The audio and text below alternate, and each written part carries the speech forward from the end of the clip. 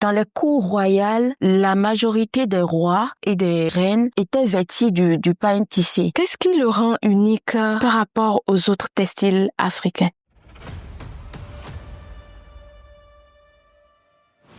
Pour moi, le pain tissé reste l'une des matières les plus prisées dans nos traditions. Et même dans les réjouissances de tous les jours, le pain tissé intervient encore. C'est ce qui m'a motivée à exploiter cette matière-là. Parce que je me suis dit, au lieu de continuer à exploiter les matières qui viennent d'ailleurs, pourquoi ne pas me concentrer sur le pain tissé béninois?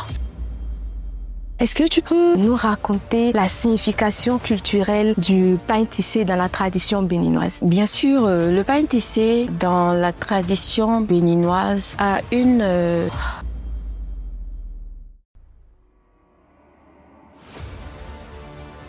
Lorsqu'on prend le convoi du Bénin, on pourrait le reconnaître à travers ses motifs. Bien sûr, ici, les tisserands sont plus habitués aux motifs à rayures. Mais le monde évolue. Il faut évoluer avec le monde. Et c'est là que l'intelligence artificielle intervient de manière positive. Utiliser l'intelligence artificielle pour communiquer, pour créer des maquettes, des motifs attrayants et permettre aux tisserands de sortir un peu de ce qui est déjà fait, de voir les choses d'une autre manière. Quel conseil tu donnerais à un entrepreneur qui souhaite se lancer dans la production du pain tissé? Mon premier conseil, ce sera...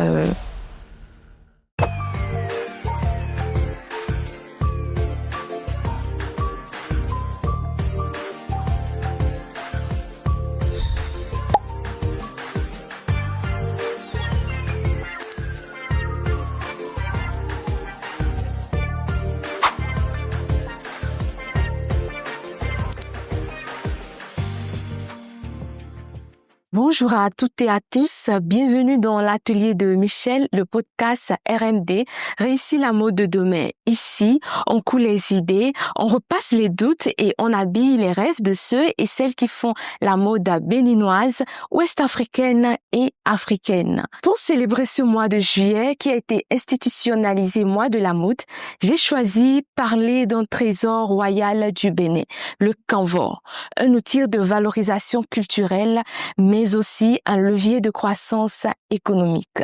Pour aborder ce sujet, je reçois pour vous une spécialiste dans la production de ce textile. Du haut de ses 11 années d'expérience, elle partagera avec nous son savoir-faire dans la production de ce textile dont je porte fièrement le tissé, mais aussi sa passion pour la mode et le textile. Elvira Akplogon, bonjour.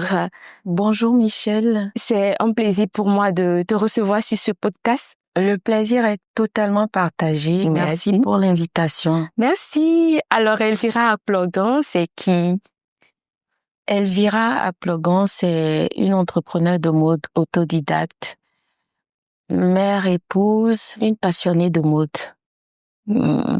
Je suis partie de l'auto-emploi après mes études universitaires pour aboutir à l'entrepreneuriat de mode par la passion.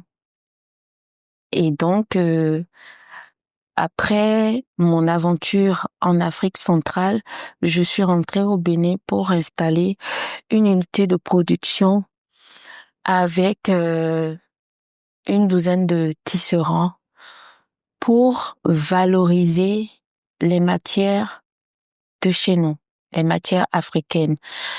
Nous avons commencé à exploiter le mandjak du Sénégal, le baoulé de la Côte d'Ivoire, le faso d'Anfani du Burkina Faso. Et c'est fortuitement que en 2017, j'ai vu l'annonce du label de kanvor au Bénin. Et c'est ce qui m'a motivée à exploiter cette matière-là. Parce que je me suis dit, au lieu de continuer à exploiter les matières qui viennent d'ailleurs, pourquoi ne pas me concentrer sur le pain tissé béninois? Ok. Donc, en fait, l'idée de produire le pain tissé, c'est parti d'un déclic, suite à une annonce. On va dire, c'est parti d'un déclic suite à une annonce, mais c'est tout autant relié à la passion que j'ai pour la mode et de valoriser les matières africaines. Est-ce que tu peux nous raconter la signification culturelle du pain tissé dans la tradition béninoise?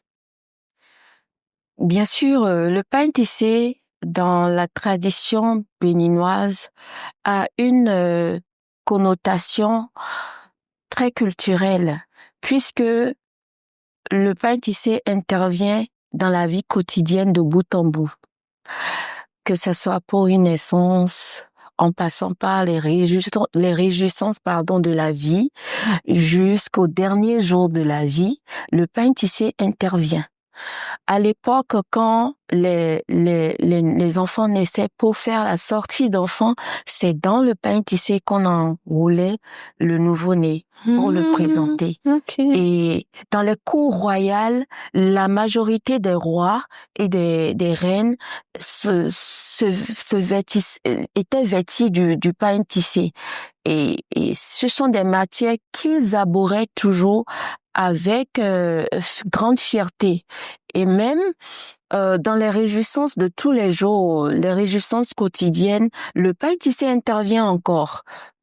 Donc, pour moi, le pain tissé reste l'une des matières les plus prisées dans nos traditions. Qu'est-ce qui le rend unique par rapport aux autres textiles africains? Toutes les matières africaines, tous les textiles africains ont leur unicité. Mais le pain tissé tient son unicité dans la technique de fabrication. Ok. Avant de porter ce tissé que tu portes fièrement, ce sont des fils qui ont été reliés. C'est plus de 1000 fils que le tisserand a reliés un à la main pour avoir le pain tissé que tu portes. Alors, c'est dans la technique, dans les nuances et dans l'énergie sollicitée pour réaliser le pain tissé. Je trouve que la production du pain tissé est tout un art et ça relève du divin. Ça relève du divin. Et tu parlais tout à l'heure de fils, d'un millier de fils. Comment se passe le processus d'achat de ces matières premières-là?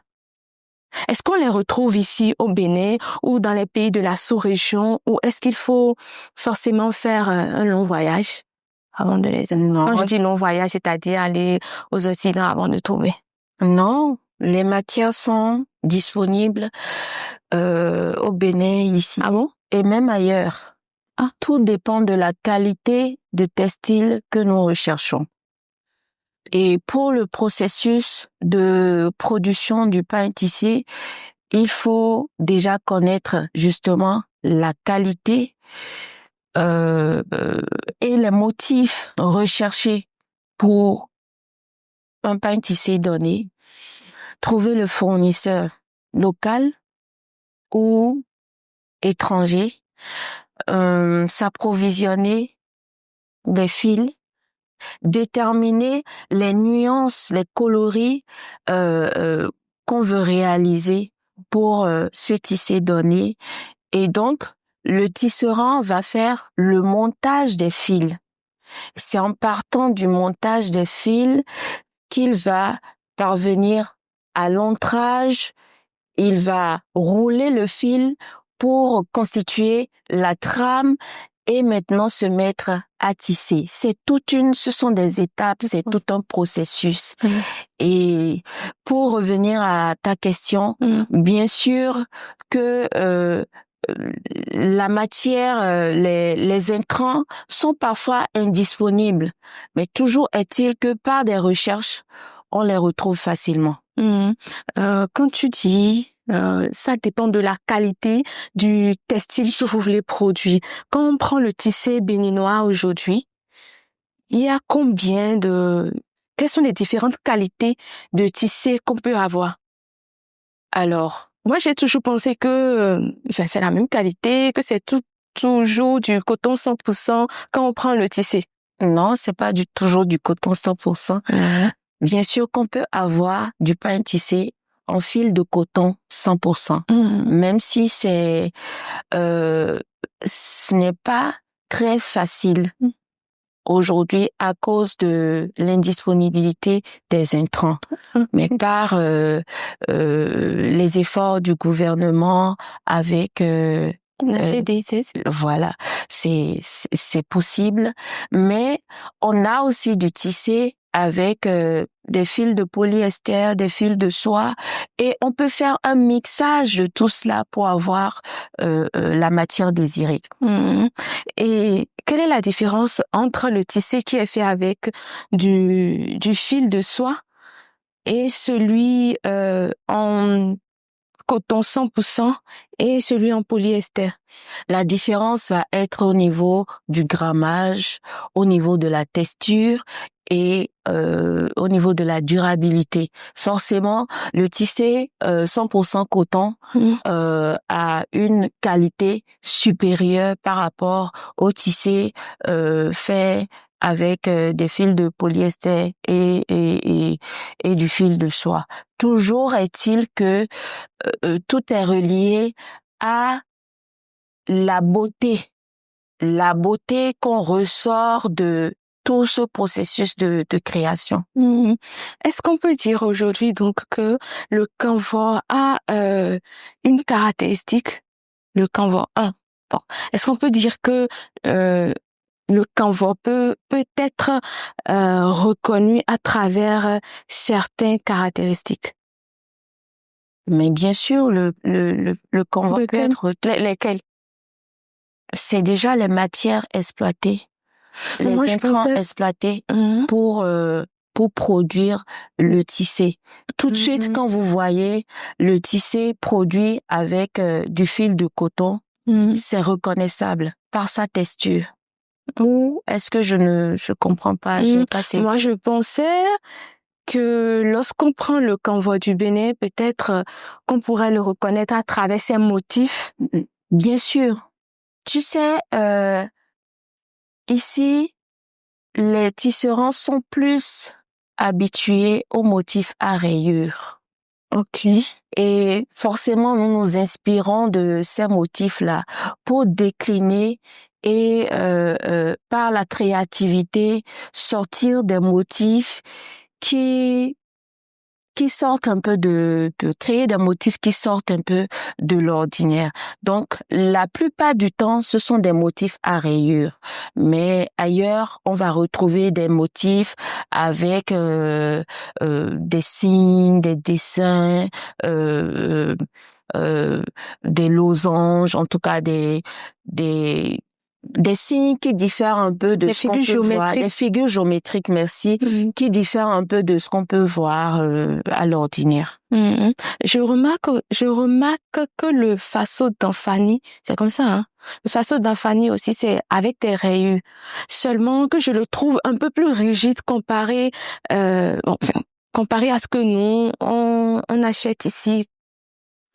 Oui, je pense que les locaux s'inspirent beaucoup des motifs du faso d'Anfani. Et effectivement, le faso d'Anfani est plus rigide. Et même ici, localement, tu verras des tissés rigides et pas faciles à exploiter. Le travail que nous faisons justement, c'est de rendre ce tissé-là plus souple et facile à exploiter dans toutes les circonstances de la vie quotidienne. Et ça va intervenir dans le grammage, dans la façon de tramer le tissé. C'est là que la magie s'opère. Est-ce que le fait de rendre le tissé utilisable dans toutes les sphères de la vie quotidienne ne dévalorise pas son caractère royal? Absolument non.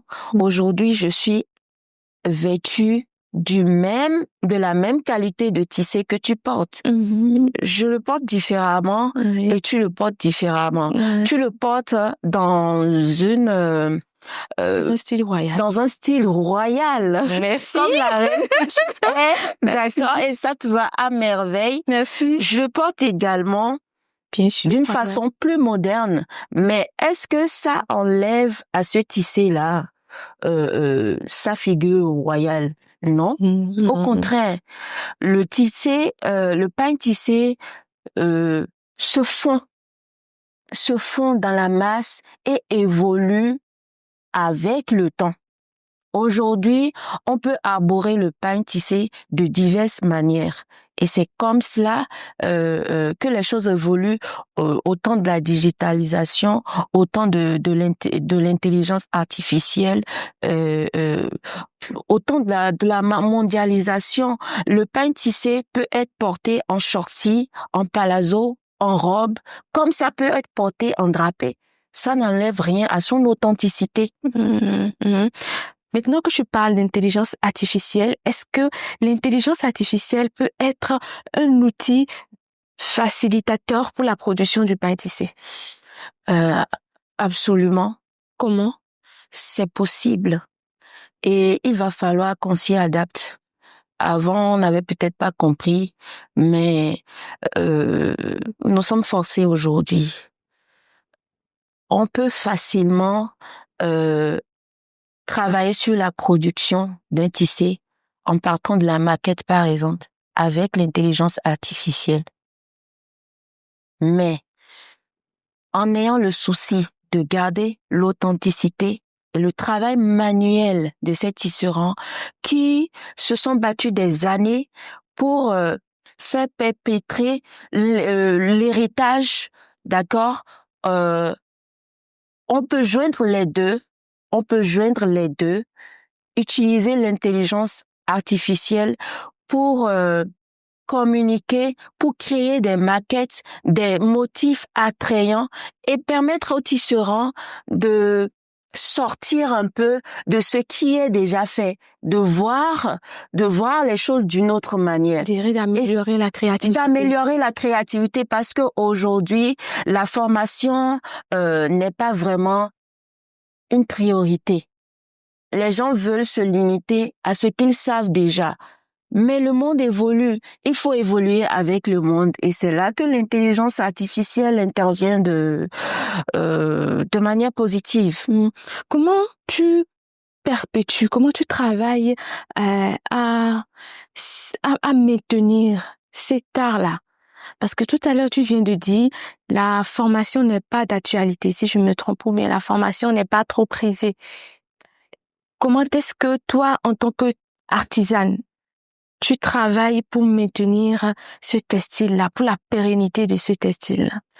J'ai évoqué la formation dans ce sens où la main-d'œuvre aujourd'hui, la main-d'œuvre locale, les gens ne veulent pas forcément s'améliorer. C'est dans ce sens-là que j'évoque la formation. Okay. D'accord? Ce que nous faisons, c'est de transmettre le savoir à ceux qui veulent encore apprendre de façon manuelle. Et je ne me donne pas le mérite d'être artisane. Ma passion, c'est la mode. Je suis entrepreneur de mode et je fais la promotion de la main-d'œuvre locale. Je travaille avec des tisserands d'ici et d'ailleurs. Et c'est par ma créativité, qui est divine d'ailleurs, que je peux apporter ma pierre à l'édifice. Et donc, c'est de vivre d'espoir et de mettre la main à la pâte, de faire tout ce qui est de notre possible, de notre ressort, pour que les techniques que nous employons déjà pour fabriquer, pour produire le pain tissé, soient transmises à des générations futures en partant du bas âge.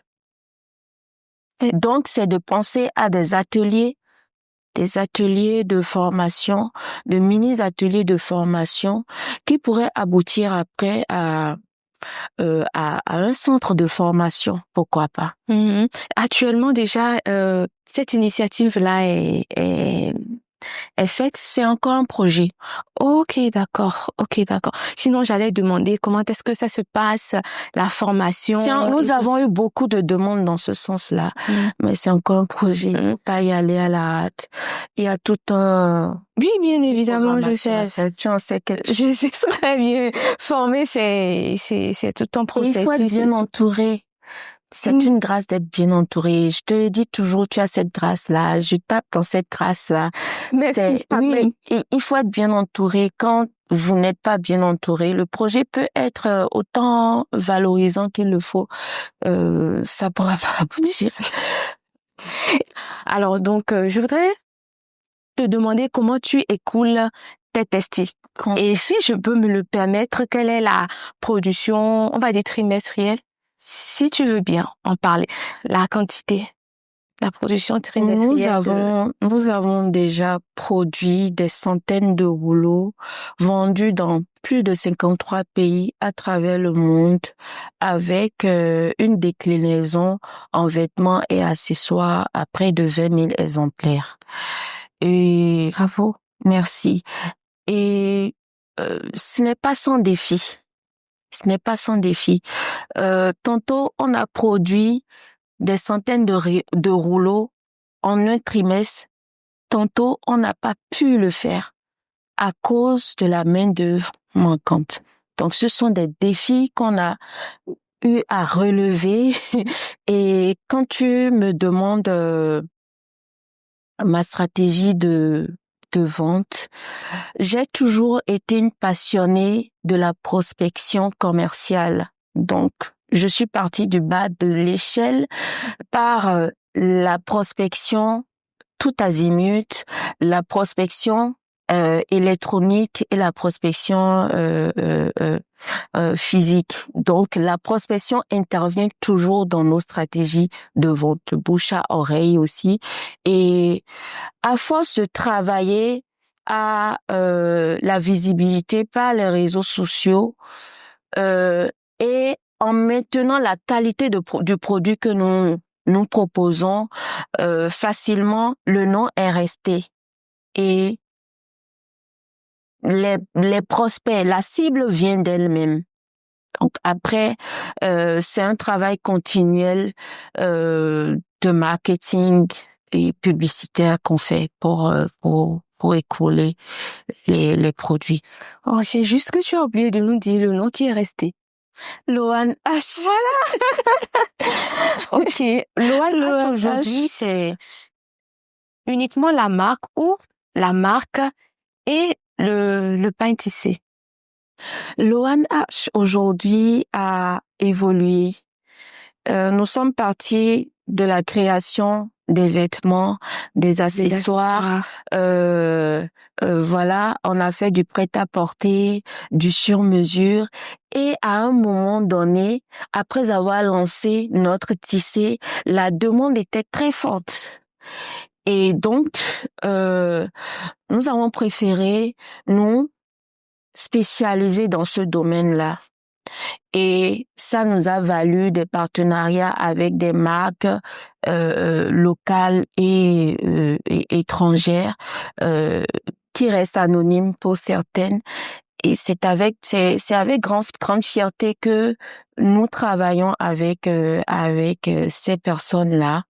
Et donc aujourd'hui, la priorité va être mise sur la production du pain tissé pour des personnes, pour des marques qui désirent lancer leur ligne de vêtements et qui exploitent notre matière pour le faire. C'est aussi une façon de faire la promotion de ces marques-là qui nous ont fait confiance et ne pas rivaliser avec elles, ne pas être en concurrence avec elles. Toujours est-il que pour notre clientèle qui désire toujours avoir nos créations, ça se fait facilement. Et ça me rappelle qu'en 2021, je crois, déjà en 2022, j'ai pris tête tissé pour une de mes collections que j'ai appelée Huesi, je crois. Et c'est la collection à cartonner. Merci. Je l'ai vendue sur une exposition à Abidjan. En tout cas, c'était très demandé. J'ai fait une très bonne collection et une très bonne vente. Et je me rappelle aussi que j'ai redemandé le tissu. Tu m'as dit c'est plus disponible. Effectivement, je te parlais tout à l'heure de défis. À moi seule, je peux pas tout faire. Il faut que je sois bien entourée pour bien faire les choses. Donc, à un moment donné, il y a eu des couacs. Et c'est pour cela que la matière n'était pas disponible. Mais oh, grâce à Dieu, tout est rentré dans l'ordre. Je suis très fière de toi et de ton équipe. Et c'est le moment pour moi de remercier Estam et Michel Deguenon pour ce que vous faites pour la mode en général. Merci. Et pour les acteurs de la mode. Je parlais du domaine de stylisme, les modélistes, les accessoiristes. Je reçois des stagiaires venant d'Estam. Le vêtement que je porte a été réalisé par mes stagiaires Estam. Oh loulou, oui. je suis Et contente. tu fais partie des meilleures consommatrices de Loan H, Oh là là. du tissu Loan H, et tu l'exploites tellement bien que c'est avec plaisir que nous travaillons et continuerons à travailler avec toi, surtout qu'on a un contrat. Exactement, d'exclusivité pour les étudiants de ESDAM. Oui. Et tu sais, cette affaire de être bien entouré, je pense que avant tout, c'est une prédisposition naturelle. Oui. Il n'y a pas de défi. Les défis, il n'y a pas cette personne-là qui ne rencontre pas de défis. Je rencontre. Et ça fait partie du quotidien. Tu es né parce que tu dis, je suis né pour impacter, je suis né pour apporter ma pierre à l'édifice. Donc, quoi qu'il arrive, quoi qu'il se passe, moi, je vais continuer. Je vais toujours continuer par faire le bien. Les énergies vont s'aligner. Les personnes qui peuvent m'accompagner vont s'aligner. Et je pense que tu es en train de rentrer dans l'ordre. Et heureusement que j'ai eu mon tissé en 2 jours. En 2 jours, oui. Et c'est justement ça. C'est pour cela qu'il faut effectivement s'aligner, se concentrer sur le positif. Quand tu l'as compris, tout va bien. Tout à fait, tout à fait. Et je dirais je voudrais savoir comment est-ce que les défis que tu rencontres impactent la transmission de cet art. À l'heure actuelle, je ne dirais pas que ça impacte vraiment la transmission de cet art parce que je reste concentrée justement sur le positif. L'entrepreneuriat m'a conduite à ma mission de vie. Et quand tu as réussi à trouver ta mission de vie, tu sais ce que tu dois faire.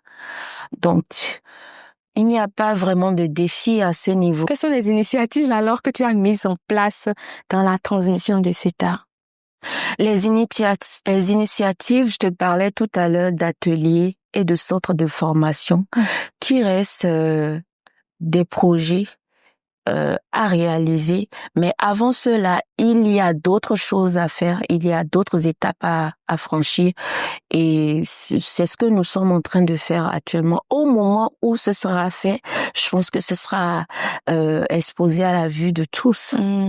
Ce serait aussi un plaisir pour Estam de faire participer ou de faire gagner ses étudiants à ta formation. Parce que bien sûr, à la fin d'une fashion graduation, on peut dire vous repartez avec un bon de formation de 2 mois ou bien de 3 mois chez l'OAH. Mais bien sûr, c'est une idée déjà émise. Tu te rappelles, on en a parlé. Je t'avais parlé de cette idée-là. C'est tout normal. C'est tout normal. On peut pas laisser, on ne change pas l'équipe qui gagne. On peut pas laisser les gens qui ont déjà consommé l'OAH, qui continuent de consommer l'OAH et favoriser d'autres personnes, non? Comment se passe la collaboration avec autres marques? Je vais être plus précise. Est-ce que une marque à part entière de maroquinerie ou de vêtements peut dessiner ses propres motifs et venir vers Loan H et demander une production? Absolument. Et qui reste sous son effigie. Oui, on l'a déjà fait. Et comme tu l'abordes, je te souffle en même temps que nous sommes en train de travailler sur non. Non. Non. Il y a de bonnes nouvelles dans ce sens-là pour parrainer les marques naissantes. Ok. afin de les aider dans la création de leur ligne de vêtements, que ça soit dans la maroquinerie ou dans du prêt-à-porter en total tissé. Ok. Ce que tu dis là, ça m'intéresse parce que, en fait, ça m'intéresse pas pour moi, mais ça m'intéresse pour mon écosystème SDAP. Mais C'est pour ça que je dis de sortir. Mais bien sûr, tu sais, parfois, il faut pas étouffer l'œuf. Oui. Donc, je patiente. Oui. D'autant plus que dans les prochains jours, on devrait signer un partenariat d'exclusivité. Absolument. Je crois que les créations de mes alumni vont laisser parler les tissés de l'ONH. Je n'en doute pas du tout. Et il y a de bonnes nouvelles à l'horizon. Ok, d'accord. Alors, quel conseil tu donnerais à un entrepreneur qui souhaite se lancer dans la production du pain tissé, d'abord? Se lancer dans la production du pain tissé. Mon premier conseil, ce sera spirituel. Tous les domaines d'activité ont leurs assauts. Il faut qu'ils soient préparés, aguerris spirituellement. Parce que le domaine de la production du pain tissé a ses assauts. Il faut qu'ils soient prêts. Et après la formation continuelle, on ne cesse jamais d'apprendre et s'armer de courage et de résilience, travailler, améliorer la créativité qu'ils ont déjà eue. Voilà, tout se passera bien.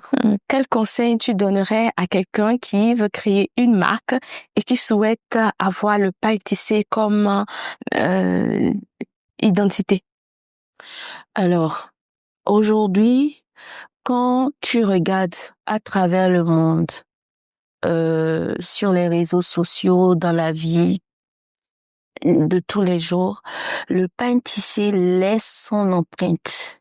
Je pense que de plus en plus, il y a des contenus qui valorisent le pain tissé.